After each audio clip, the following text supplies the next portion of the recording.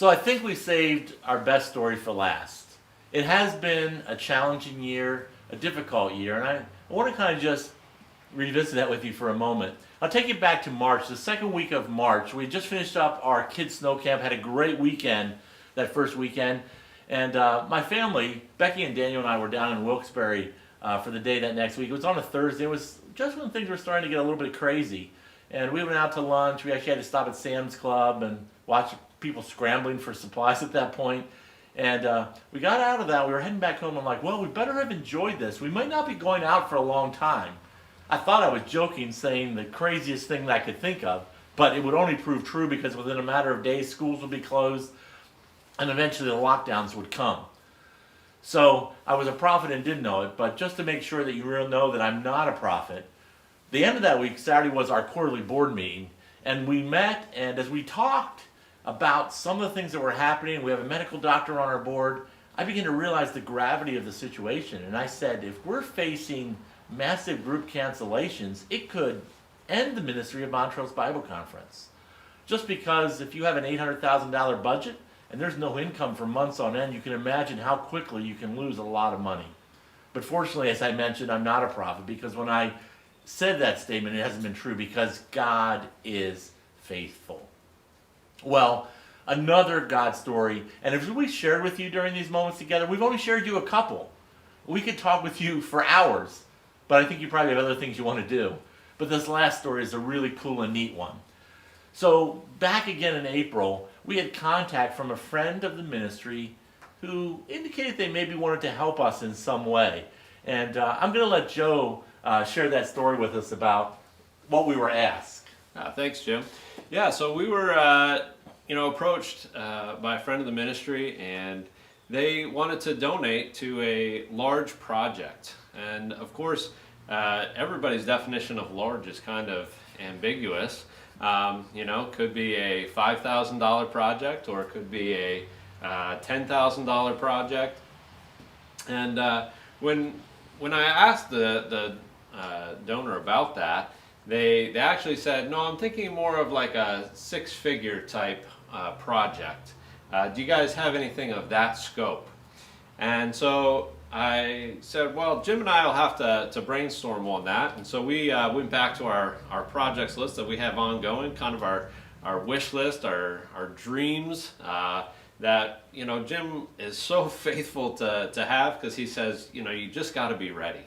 And so we looked at that, and that brings us to why we're standing here in our maintenance barn. This barn is built probably in the 1860s or 1870s, original to Torrey home, and it's housed our maintenance for the entire duration of the Bible conference. And what we're going to be doing is we're going to be transitioning our maintenance department out of this barn and into a brand new 3-bay garage that will much better facilitate the maintenance department. We're doing that not because this is a bad spot for the maintenance, but because we want to turn this area into a coffee shop and hangout area for our guests. And that's something that we think is going to really benefit the guests, and is just going to just enhance the way we're able to minister to people during the summers and winters and all year round. Jim? So we brainstormed about that. We considered some things. We talked about them. And we had to go back to the donors to ask them what they thought about it. So we said we have this vision where this could be a cool gathering spot, and we would do it with these couple of stages. We needed a new facility for our maintenance, but this would be that awesome gathering spot where a lot of connections happen at the conference. We presented it to the donor. The donor was excited and said, do it. I'll pay for the entire thing. This is COVID. This is when we weren't supposed to be doing anything, when we're in a depressed state, and yet God is more faithful than ever, if that's even possible. But God is faithful. So that began to get a lot of work, and we've been working on this really for the past couple of months. And Joe, why don't you just give a quick update about the three-bay garage and where we are in that process, because that's step number one. Yeah, so in order to build our three-bay garage, we had to go through various processes with zoning and building permits, which take a little while because we're in a non-conforming area here. And so we were able to get through all our permits and really had zero issues, zero problems with any of that. Really the Lord was faithful in getting us even through that process.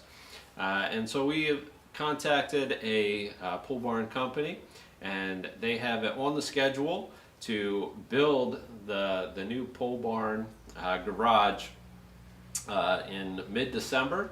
And so we look forward to having that built and then moving into that at the beginning of the new year. And then we'll continue our plans here. We've already met with architect. We've had a barn design person. We're looking at code issues with this. And then we'll fully develop this plan. And we hope that not too far away that this will be on your next visit, a place where we can sit down. All those of you who know me know it might be a coffee shop. I won't be drinking coffee, but we'll be having a good time as we sit around the tables and enjoy that fellowship that we can enjoy here. It's been an exciting time. It may be slower, and as we begin to come back and see more activities here at the conference, it seems like God's preparing us for future ministry. So we hope that you will join with us. We hope that you'll come and visit. We hope that you'll bring groups from your church. We thank you for your continued prayers. We thank you for your faithful donations, and we pray that you'll continue to stand with us in donations. Our donors have been fantastic during this time. We have seen steady giving throughout the period, and that's been a blessing. That's what's helped sustain us and avoid us having really any major difficulties during this entire time. Thank you for joining with us. Thank you for sharing with us about what God's doing at Montrose Bible Conference, a place that exists to exalt His name. So I hope this will be a blessing and encouragement to you, and we're looking forward to sitting down with you again here at the Montrose Bible Conference. God bless you, and good night.